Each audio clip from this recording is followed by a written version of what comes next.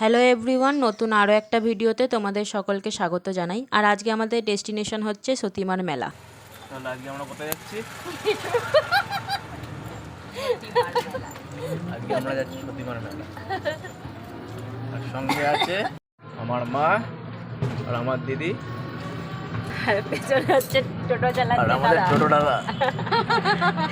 তো আজকে আমাদের ডেস্টিনেশন হচ্ছে সতীমার মেলা, যেটা কিন্তু অনেকে ঘোষপাড়ার মেলাও বলে থাকে। কল্যাণীর মধ্যে যে ঘোষপাড়াটা রয়েছে সেখানে দোল পূর্ণিমা থেকে হয়তো 15 দিন ধরে এই মেলাটা হয়। আর সেখানেই আজকে আমরা পুজো দিতে যাচ্ছি। আর আমার সাথে তো দেখলে কে কে আছে, মা রয়েছে আর আমাদের পাশের বাড়ির একটা দিদি রয়েছে। তো কল্যাণী ব্রিজ হয়ে যাওয়ার পথে আমার বর তোমাদের সকলকেই ব্রিজটা দেখাচ্ছে যে আমাদের এখানে ব্রিজটা হচ্ছে। তার সাথে গঙ্গার দর্শন, যাত্রাপথে গঙ্গার দর্শন হওয়াটাও বেশ ভালো। তো এই দেখতে দেখতে আমরা কিন্তু ঘোষপাড়ার মেলা মানে সতীমার মেলাতে পৌঁছে গেছি। এবার আমি তো তোমাদের আগেই বলেছি যে আমাদের কিন্তু দূরে কোথাও ঘুরতে যাওয়ার এই মুহূর্তে কোনো রকম প্ল্যান নেই। এবার প্ল্যান হলে সেটা আলাদা ব্যাপার, কিন্তু হ্যাঁ, টুকটাক কিন্তু এদিক ওদিক আমাদের ঘুরতে যাওয়ার প্রচুর প্ল্যান আছে। আর তার মধ্যে কিন্তু একবার আমরা মানে এই বছরের শুরুতেই অলরেডি চিড়িয়াখানা ঘোরা হয়ে গেছে, আর এই হচ্ছে আমাদের দ্বিতীয় ঘোরা, যেটা হচ্ছে কিন্তু এই সতীমার মেলাতে। ঘুরতে যেতে হবে মানেই যে দূরে কোথাও ঘুরতে যেতে হবে বা অনেক দিনের জন্য যেতে হবে এরকমটা আমি মনে করি না। আমরা বিয়ের আগেও টুকটাক এদিক ওদিকে ভালোই ঘুরতে গেছি, আর বিয়ের পরেও আমরা সেটা কন্টিনিউ রাখতে চাই। আর আমি না বিয়ের আগে ওকে বলেছিলাম যে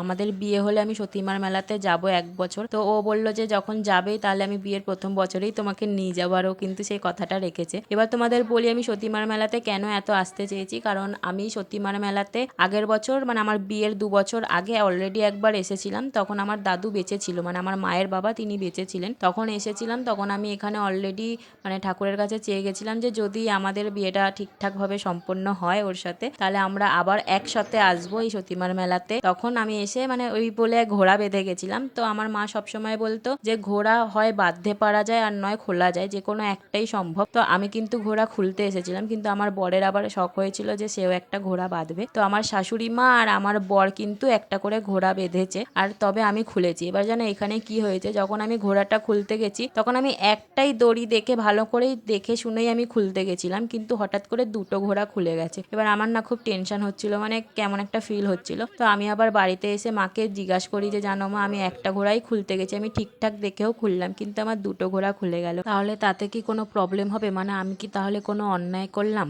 এরকমটা কেন হলো? তখন মা বলছে যে হতে পারে তোর দুটো কোনো স্বপ্ন পূরণ হয়েছে, তাই জন্যই দুটো ঘোড়া খুলেছে, নিজে থেকে কিছুই হয় না, ভগবানই করায়, এরকম আর কি মা বলেছিল। তখন আমার মনে পড়লো যে হ্যাঁ, আমি কিন্তু একবার অনেক ছোটবেলায় এসেছিলাম, তখন আমার দিদা আমাকে দিয়ে ঘোড়া বাঁধিয়েছিল আর বলেছিল বল যে আমি ভালো করে পড়াশোনা করলে আবার এসেই ঘোড়া খুলে দিয়ে যাব। তখনও একটা ঘোড়া বেঁধেছিলাম, তো সেটাও আমার মনে পড়ে গেল। আর এই জন্যই হয়তো ভগবান আমাকে দিয়ে দুটো ঘোড়া খুলিয়ে দিয়েছে। মায়ের কাছ দিয়ে এই কথাটা শোনার পর কিছুটা স্বস্তি মিলল। তো তোমাদের কারোর সাথে এরকম হয়েছে কিনা অবশ্যই জানিও, আর তোমরা এই ক্ষেত্রে কি মনে করো সেটাও অবশ্যই জানিও। এরপর পুজো দেওয়া হয়ে গেলে আমরা চারিদিকটা ঘুরে দেখছিলাম, যেহেতু আমি 2 বছর আগেই এসেছি তাই আমার অনেকটাই মনে আছে। আর যেখানে আমরা সবাই পুজো দিলাম বা ঘোড়াটা বাঁধলাম, সেই যে ডালিম গাছটা ছিল সেই ডালিম গাছটাকে মা সতীমার উৎস হিসেবে সেখানে সবাই পুজো দেয়। এছাড়াও এখানে একটা মন্দির আছে, আর এই যে পুকুরটা তোমরা দেখতে পাচ্ছ এটাকে দুধ পুকুর বলা হয়। এবারে কেন এই পুকুরটার নাম দুধ পুকুর বা এই সতীমা মায়ের পুজোটা যে হয় সেটা ডালিম গাছকে উদ্দেশ্য করেই কেন হয় সেই বিষয়ে আমি কিছু জানি না। আমি ওখানকার পুরোহিতদেরও জিজ্ঞাসা করেছিলাম, কিন্তু তারাও সেভাবে কিছু বলতে পারিনি, তাই আমি তোমাদের ভুল কিছু বলতে চাই না। এবার তোমরা যদি কেউ কিছু জেনে থাকো তো সেটা অবশ্যই জানিও।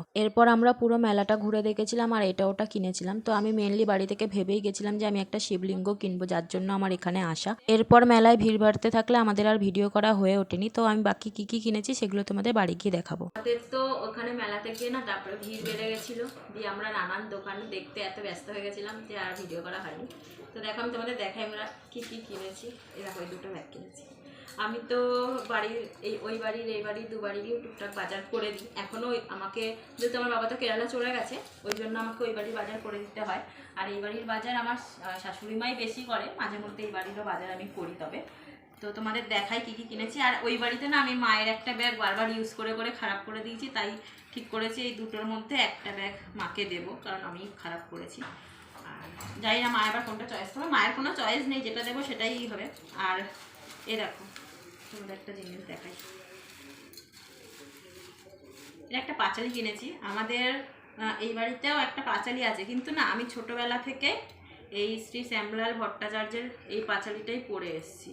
তো এখন নতুন পাঁচালি হয়ে ওই যে কথাগুলো সেই ভাষাগুলো তো অন্যরকম হয়ে গেছে, ওই জন্য আমার পড়তে অসুবিধা হয় বলে আমি খুঁজে খুঁজে একটা পাঁচালি নিয়ে এসেছি। আর এই দেখো এটা শিবলিঙ্গ নিয়েছি। তোমাদের তো আগের ওই সত্যনারায়ণ পুজোতে দেখিয়েছি যে আমার লক্ষ্মী ঠাকুরটা পেতেছি, যেটা আমি বিয়েতে পেয়েছিলাম। এবারে যে শিব ঠাকুরের ফটোটা আছে সেটা চেঞ্জ করে আমি এই শিবলিঙ্গটা পাতবো। আর আস্তে আস্তে আমি সবই চেঞ্জ করব টুকটুক করে। এরপর একটা চন্দন বাটি, কিউট কত। টুকটুক করে আমরা আমাদের সংসারটা বোঝানোর চেষ্টা করছি। আমি না, আমার ইচ্ছা আছে এই মাসে একটা সিংহাসন কেনার, দেখা যাক কত কি পারি। তাই জন্য আমি ঠাকুরগুলোকে আগে বোঝানোর চেষ্টা করছি। আর এটা আমাকে আমার শাশুড়ি মা কিনে দিয়েছে। এ দেখো, জানি না এবার চাকু টাকু দেখালে আমার ভিডিওতে কপিরাইট বা অন্য কিছু ক্লেম আসবে কিনা, কিন্তু একটা চাকু, কারণ আমি বটিতে কিছু কাটি না, আমি সমস্ত কিছু চাকুতে কাটি, তো একটা চাকু কিনে দিয়েছে। আর আমাদের এমনি হাতা আছে, কিন্তু এই হাতাটা দেখো কত কিউট, ঝিনুক হাতা বলে এটাকে। তো এই হাতাটা আমাকে কিনে দিয়েছে, মানে আমার পছন্দ হয়েছে, তাই বলছে নিয়ে নাও তাহলে। তো এটা আমি ভেবেছি যে ঠাকুর পুজোতে ইউজ করব, মানে ওই পায়ে সিডনি এইসব তোলে না। আর এখন আমি দেখো এখনও ড্রেস চেঞ্জ করিনি, আমি ঘরের পুজো, আমার তো সব ধোয়াই আছে জামা কাপড়, তাই আমি ঘরের পুজোটা দিয়ে এখন আমরা দুজন আবার বেরোবো। সেটা হচ্ছে কালকে শনিবার, আমাদের বাড়িতে আবার ওই বড় ঠাকুরের পুজোটা দেওয়া হবে, তাই জন্য আমরা এখন কেনাকাটি করতে যাবো।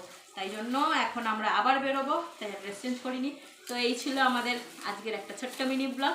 তো আসছি, তবে দেখা হবে আবার নেক্সট ভিডিওতে। আজকের মতন টাটা।